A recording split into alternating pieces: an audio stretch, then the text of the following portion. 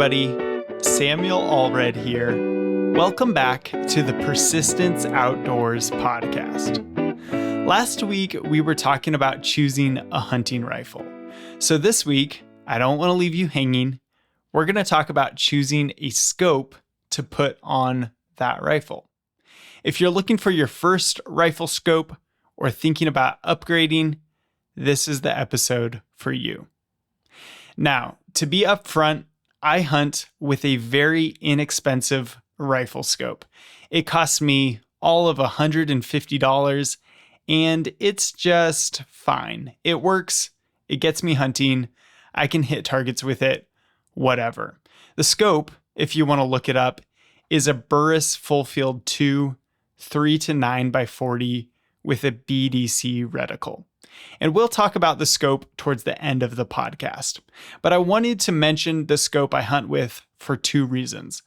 First of all, you can certainly hunt with a low-end rifle scope, and you don't need to go out and spend $1,000 to get something that is functional for hunting.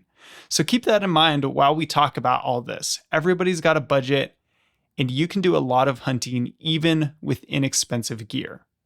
And secondly, I'm not someone who has used or tested a lot of high-end rifle scopes. I've hunted with a few different mid-range rifle scopes at best. But as I've experienced the limitations of my scope and I've considered upgrading it, I've learned quite a bit. And that knowledge is what I want to pass on to you today. So again, I don't claim to be an expert. I'm just a well-researched enthusiast. But I think this information will be super helpful for you when you're starting to try and compare the different scopes that are out there on the market. Now, there's one thing I want to touch on before we get into our episode for today. A couple weeks ago, I did an episode on backpacks, how to choose a backpack, episode number 44. And in that episode, I mentioned the backpack that I use for hunting, which is a Gregory Baltoro 65. It's a backpacking backpack. It's just designed for camping and such. And I said that even though the load rating is only 50 pounds, I've been able to load it with much more weight to no ill effect. Well, update on that. I was looking at my backpack today, and I noticed that the connection point between the hip belt and the actual backpack frame has crumbled. And you might think, how does a backpack crumble? Well, the connection point was made from sort of a plastic vinyl piece. And the plastic vinyl piece had broken, and then over time it's crumbled with age and continued use. And so I found that my hip belt is hardly attached to my backpack anymore. And all I can think is it's likely because I loaded so much weight into the backpack. I've also had it for 5 years, so maybe it was going to break down anyway over time with hard, extensive use. But I just wanted to mention that because if you are looking for a backpack, you may want to pay closer attention to the load rating than I did. If you're buying a backpacking style backpack that's not really designed for hunting, you might just look for something with a bigger capacity and therefore a higher load rating so that you can pack out a quarter of an elk or a whole deer or whatever you need to without worrying about your backpack breaking down over time. So I thought you all might be interested in that, and doesn't have anything to do with rifle scopes, but hopefully that's helpful for you as well. The last thing before we get into our subject for today is if you enjoy this podcast, if you've learned something new, please take a moment to follow the podcast, to leave a review, to give it a 5-star rating. All these things will make me happy, and they'll also help the podcast grow and help us reach more people and get more people outside and into hunting. So thank you so much for your support. The podcast wouldn't be what it is without you listeners. And with that, let's get into our subject for today. All right, so the first thing you want to consider when purchasing a rifle scope is the quality of the glass. And you can tell the glass is high quality by when you look through it and there's lots of light coming through and the image is sharp and clear. It's kind of like using glasses, right? Or going to an eye appointment and they're like, is this more clear or is that more clear? And you can tell the same thing with a rifle scope. You may also be able to tell by looking online and looking at the reviews, but the quality of the glass is going to be the first thing that sort of determines your experience with the rifle scope. And you could have a rifle scope that is very simple, but if it has high quality glass, you are going to have a good experience with it. You're going to be able to see what you're shooting at, all of that. Whereas if it has low quality glass, you may have a hard time seeing through it. It may strain your eyes. Maybe you won't be able to see very well in low light conditions. And so I think quality glass trumps most of the other features that are on a rifle scope. The next thing you'll want to consider is the magnification range. For hunting, a common magnification range is 3 to 9x. So 3 to 9 times your normal vision. And this is a good range because it gives you a low end where you can acquire your target quickly, and it gives you a high end where you can make precision shots at distance. So let's talk about high magnification and low magnification. It's easy to think that you are going to need tons and tons of magnification to make precise, accurate shots. But if you have too much magnification, you run into a couple issues. Number one, if you don't have the highest quality glass, your image clarity can decrease quickly. I have a spotting scope, for example, that works great on its lowest magnification setting, but then when I crank it up to a higher magnification setting, the image becomes blurry very quickly. And unless I have a perfectly still rest and there's no heat or mirage, it's very hard to see anything at a higher magnification setting. And the same thing can happen with your rifle scope. So if you bought an inexpensive scope that had cheap glass, but your scope had a magnification of up to, say, 20x, chances are at the high end of that magnification, you're not going to be able to actually identify much in the sight picture. Another thing that happens when you increase the magnification is that your field of view decreases. And so the amount of your sight picture that you can actually see gets smaller. And this can be a big issue if you shoot an animal, you have recoil, your gun bounces away from your target, so you're not looking where you were shooting anymore. And then it takes a long time to recalibrate yourself and figure out where the animal went in your scope. So that can be a real pain. Now, on the low end of magnification, obviously you're not going to have as big of a picture of the target that you're trying to shoot with low magnification, but you do sometimes need low magnification. I'll give you an example.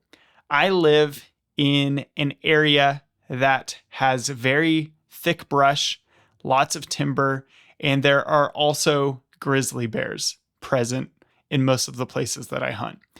So in the thick brush, first of all, I'm not going to have very many long shots when I'm in that type of country. There are places that have been clear cut, or there are canyons, of course, where I may stretch it out further. But if I'm walking around in an area where I only have 50 yards to shoot, I don't want to be on a super high magnification because, again, I'm going to have no field of view and it's going to be hard to acquire my target. Also, when I think about the possibility of running into a grizzly bear, there's that kind of scenario, very unlikely, but I think about it, which is a grizzly bear charging me. If that happened, I would want the lowest magnification possible because that will give me the most situational awareness and, again, the fastest target acquisition. So in the places that I hunt, I really wouldn't want a low-end magnification higher than 3x because in both of those scenarios, if I'm at 4, 5, 6, 7, whatever, it's going to be very hard to make the shot. So keep those parameters in mind when you're choosing a magnification range. Again, most people are going to be happy with something around 3 to 9, maybe 2 to 7, maybe 4 to 12, and you can tailor it to your environment and the type of shooting that you will be doing. When you look at a scope on the internet or look at the box that the scope comes in, it will have 3 numbers on it usually. It will say something like 3 to 9, which is the magnification range that we just talked about. And then it will have a multiplication symbol and say another number. So a common example is 3 to 9 by 40. So 3 to 9 is the magnification range. 40 is the size of the objective lens. The objective lens is the lens that is furthest away from you on the scope, and it's gathering light. It's the first thing that light hits when it comes into the scope.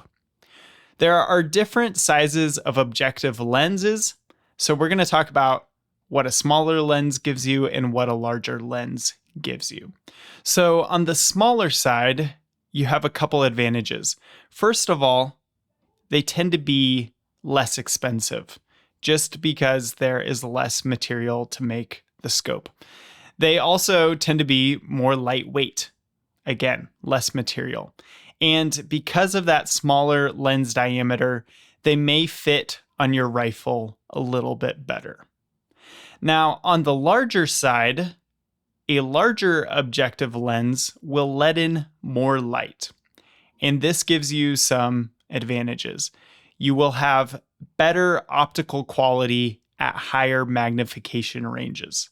So once you start getting into 10x, 12x, 15x, having a larger diameter objective lens can be helpful just so you can get enough light into the rifle scope to be able to have a crisp picture. And also because that larger objective lens collects more light, you will have better performance in low light conditions. So think about going out and hunting for deer, and you get out there an hour before daylight.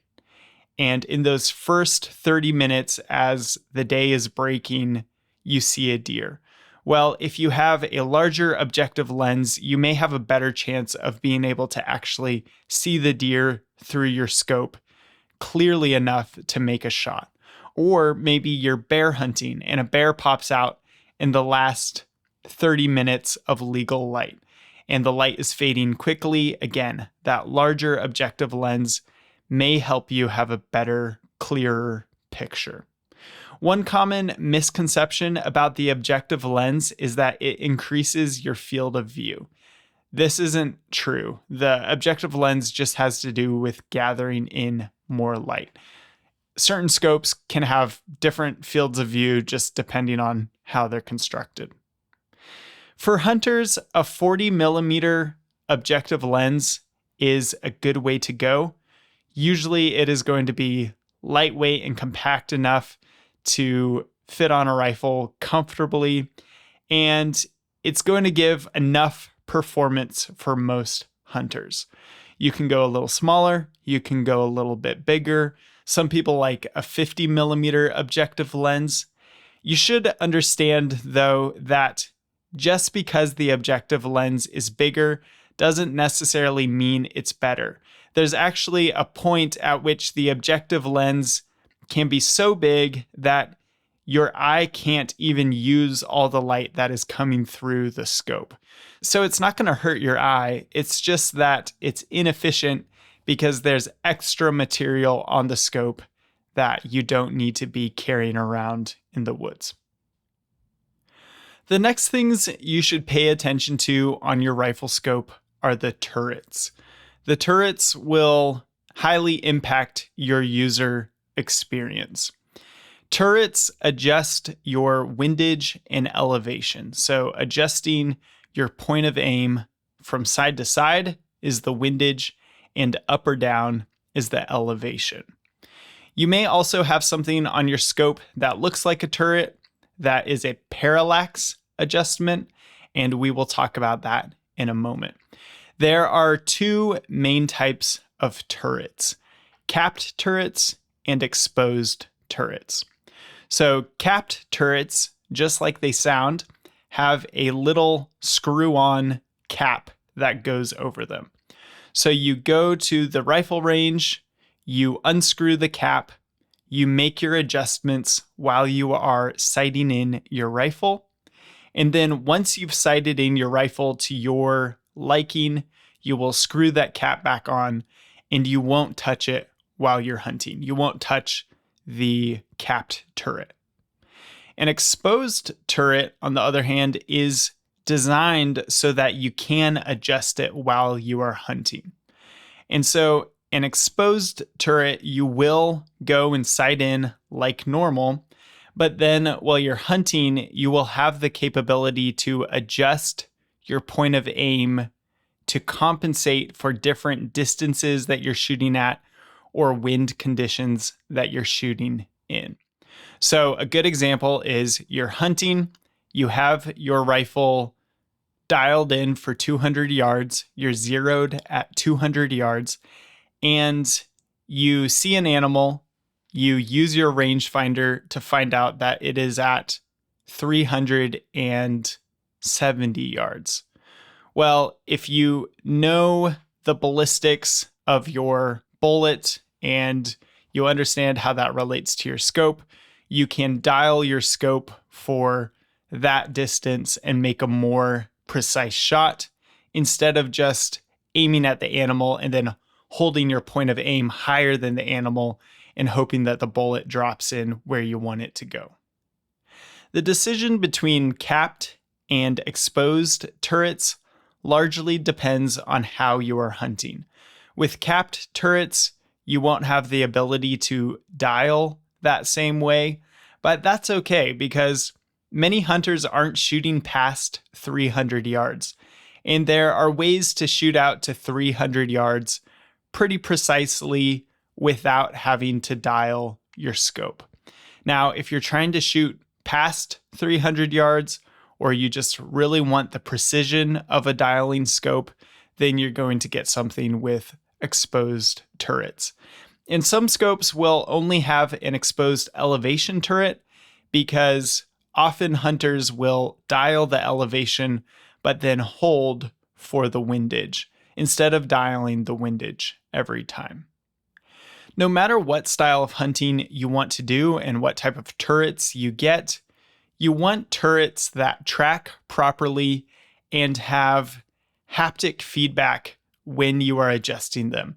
And when I say haptic feedback, I mean you want to be able to clearly feel a click for each adjustment that you make with the turret.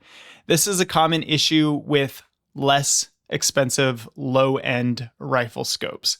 When you make an adjustment, there's no haptic feedback, and it can be easy to over-adjust or under-adjust, and it can become frustrating when you're trying to sight in your rifle. It's also a big issue if you're using your turret to dial in the field. What if you have an exposed turret and you know that you have to turn it 4 clicks, but the turret doesn't click when you turn it? It'd be very easy to then miss your shot. So the best scopes are going to have turrets that have a very definitive click for every adjustment, and they are going to track properly. And what I mean by that is that when you make an adjustment, say it's a quarter MOA adjustment, the point of aim also changes a quarter MOA in the scope. So a practical example of this, I have a scope that doesn't track super well. When I make a windage adjustment, it says on the scope that 1 click equals 1/4 MOA. Well, often I will turn it 1 click and it will actually equal half an MOA or even more. So I adjust to what I think I need it to be and it actually over adjusts. And that is very frustrating and something we'll talk about a little bit later when I give you the rundown on the scope that I've been using. Now, the last thing that I mentioned a moment ago is the parallax adjustment. Parallax error is when the image that you see in the scope is not in the same focal plane as your reticle. And it causes your reticle to look out of focus or like it's moving in the scope when you move your head, even though the scope and the target are not actually moving. Not all rifle scopes have a parallax adjustment turret, and you may not need a parallax adjustment turret. For traditional hunting ranges out to 300, 400 yards, it's unlikely that you are going to run into major issues with the parallax. Often centerfire rifle scopes that don't have a parallax adjustment will have a set parallax at around 100 yards or even 150 yards. And again, that will likely allow you to shoot out to traditional hunting ranges with decent accuracy. If you have a scope that has high magnification, then it's more likely that it will also have a parallax adjustment turret on it. So the parallax adjustment isn't a deal breaker. You just have to think about what you're doing. And if you are going to be hunting at extended ranges or even just shooting targets for the fun of it at extended ranges, then you may want to have a parallax adjustment on the scope. Okay, let's talk about the reticle. I keep saying this word reticle. It's just the crosshair or the aiming configuration in your scope. So there's a couple different types of reticles that you might see. A common one is a duplex reticle, and it's just a vertical post and a horizontal post. And where those posts cross is your crosshair in common terminology, and that's where you aim. And it's super simple to use. It's pretty intuitive. And so a duplex is a really good way to go for most hunting applications. You may also see a BDC reticle, which stands for bullet drop compensation reticle. And I have a BDC reticle, so I can tell you what it looks like. It's like your normal duplex, but then it has hash marks, horizontal hash marks on the vertical post below your main horizontal line. And these hash marks are elevation marks. So when you aim using one of those lower hash marks, you're tilting the rifle up and it will help you shoot out to further distances. To use a bullet drop compensating reticle, you will likely use a ballistics calculator. So for example, I have a Burris scope. There's an app from Burris that is a ballistic calculator, and it has my type of scope in that app. And so I can click on that type of scope, enter in the type of cartridge that I'm using and environmental data like the temperature and the elevation that I'm at. And then it will give me a reticle analysis. And by looking at it, I can tell that the first hash mark below my crosshair is for shooting at 280 yards. And then the next hash mark below that is for shooting at 350 yards. And then the next hash mark below that is for shooting at 450 yards. And so it gives me a very handy list of known distances that allows me to compensate for the bullet drop, hence the BDC name, while I'm hunting in the field. The other type of reticle is a graduated reticle, and inside you will see hash marks on the vertical and horizontal posts, and these hash marks are laid out at set intervals measured in MOA or MRAD, which is mil-radian. MOA and MRAD are measurements of angle. So I did a podcast not so long ago talking about hunting terminology. Go check that out. I explain MOA in that podcast, and mil-radian functions in a similar way. So with a graduated reticle, you can actually determine different holds by the hash marks in your rifle scope. So if that sounds confusing to you, don't worry too much about it. Likely you can choose a duplex or BDC reticle and be very happy with it. And once you've shot some more and you kind of dig into this, the whole graduated reticle thing will make a lot more sense. Now, one big distinction that you should know about rifle scopes is whether the scope is a first focal plane or second focal plane rifle scope. In a first focal plane rifle scope, the reticle comes before the magnification function in the scope. And so when you change the magnification, the size of the reticle that you perceive changes as well. So at low magnification settings, the reticle is going to look smaller. At high magnification settings, the reticle is going to look bigger.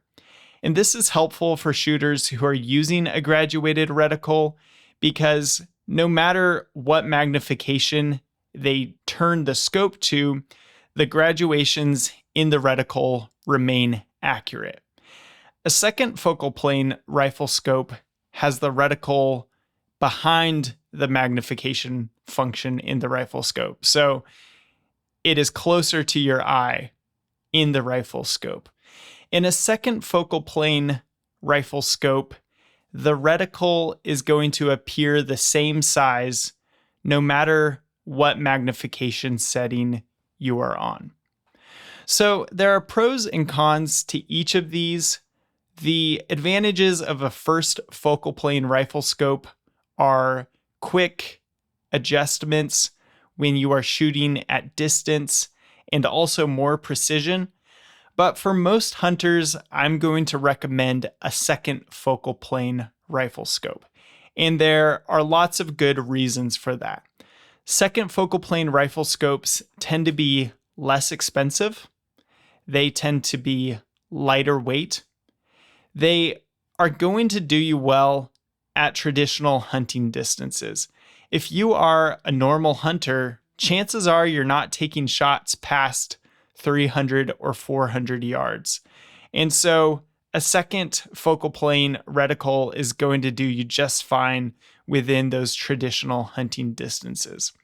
And lastly, since the second focal plane reticle doesn't change size, it helps you acquire your target faster. You're not going to be searching for the reticle and then trying to line it up with your target. So for most hunters, a second focal plane rifle scope is the way to go. All right, moving right along. Another thing that you'll want to consider is the eye relief. Eye relief is the distance between your eye and the rifle scope at which you can see the full unobstructed picture in the scope. So if you're too far away from a scope or it doesn't have long enough eye relief, you may see a lot of black around the edges of the scope, and then you have to push your head forward to get a clear picture. So you want a scope that has, for centerfire rifles, you want a scope that has 3.5 to 4 inches of eye relief. If you don't have enough eye relief, there's a chance that when the rifle recoils, you will have your face so close to the scope that it will hit you in the face. So sometimes you'll see someone with a little mark over their eye where they got hit by the scope. And that's no fun, and it's going to make you afraid of the rifle. So make sure you get something that has good eye relief, 3.5 to 4 inches, and then you'll want to set it up properly so that you're not too close to that scope when you're shooting the rifle. When you're comparing rifle scopes and testing the eye relief, you may also notice that some scopes have a better field of view. And generally, higher end and therefore more expensive rifle scopes are going to have a better field of view at any given magnification range than the lower end rifle scopes. And field of view is helpful because you can acquire your targets faster. And when you take a shot, there's a higher likelihood that you will be able to spot your impacts. And it's just generally more enjoyable to use a rifle scope that has a decent field of view. So if you've got two rifle scopes side by side, you can compare the field of view at different magnification levels. Or if you're just researching them on the internet, keep the field of view in mind. And then the last thing that you may want to consider is just the overall weight of the optic. We've talked about a couple things that will make it heavier or lighter. So a bigger objective lens can make it heavier. Higher magnification power generally means that your rifle scope is going to be heavier. Having more turrets and adjustments on the rifle scope is going to make it heavier. And so it's consideration because when you're hunting, you are going to be carrying around your rifle and the scope all day. And often you're carrying it on a sling so you can have it a little bit more ready. And I can tell you, it gets tiring after you've put in the miles. And if you have a very heavy rifle scope, it can become a pain. So keep that in mind when you're choosing a rifle scope. It may not be as important if you're hunting out of a ground blind or you're not hiking in that far. But if you're doing any sort of Western big game hunting, chances are you're going to be putting on some miles and the weight becomes much more important. So that's a pretty good overview of what to look for in a hunting scope. And you can find a lot of this information online. Sometimes there will be a specs sheet that tells you some of these things. Other times you may need to look at reviews or check out forums that talk about these things. You can also just order the rifle scope and test it. Since it's an optic, you can take it out of the box and just look through it. Use it like a telescope, look at things far away, check out the field of view, the eye relief. You can even test the tracking of the turrets without having it mounted on your rifle and without risking scratching it up or something that would make it so that you can't return it. So it's not a bad idea to just order the rifle scope, or if you've got two in mind, order them both and then just test them side by side by looking through them. And you will likely be able to tell which one you prefer pretty quickly. Now, I mentioned I would talk about my rifle scope a little bit, and I think it will be helpful for you to hear my experience with a low-end scope. So some of the great things about it are that it was cheap, it is very lightweight, it's very simple, it's a 3:9 magnification, it has a 40mm objective lens, it doesn't have a parallax adjustment, the turrets are capped, and so it's very streamlined and simple. And once I dial it in at the range, I pretty much put the turret caps on and forget about it. I know it's zeroed at 200 yards. I can take shots out to 225 yards just by holding on the animal where I want to hit, and I'm good to go. One of the biggest pain points with it, though, are the turrets. So I mentioned that the turrets do not track properly sometimes, and that they don't have that positive feedback, that nice click when I turn them. Once I have the turrets adjusted, the scope's pretty much fine, and it will hold at 0, which is great. But trying to adjust to get the rifle sighted in is a pain. And I think it actually could be a real problem for new shooters or inexperienced shooters to have a rifle scope that doesn't track properly. Because when you're trying to sight in your rifle, you're trying to determine where the variables are and reduce those variables. And often your variables are going to be the type of ammo you use, your practice pulling the trigger, how the rifle is rested, maybe the barrel heating up. And having a scope in there that doesn't track properly can really become frustrating and actually make it so that you shoot a lot more ammo trying to zero your rifle. So if there's anything that I would pay more money for on a rifle scope, it would definitely be turrets that track properly and give me a nice click when I adjust them. My scope also doesn't have the best glass. It makes sense because it was a $150 scope, but I have noticed this in low light conditions. I can still see pretty well. Maybe I can even see through my binoculars pretty well, but my scope is just dark.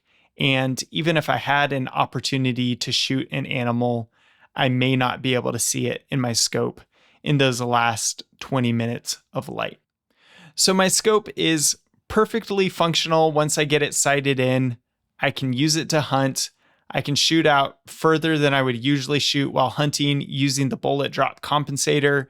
It's a lot of fun. It's lightweight, but the turret tracking problem in particular makes me want to upgrade it in the future.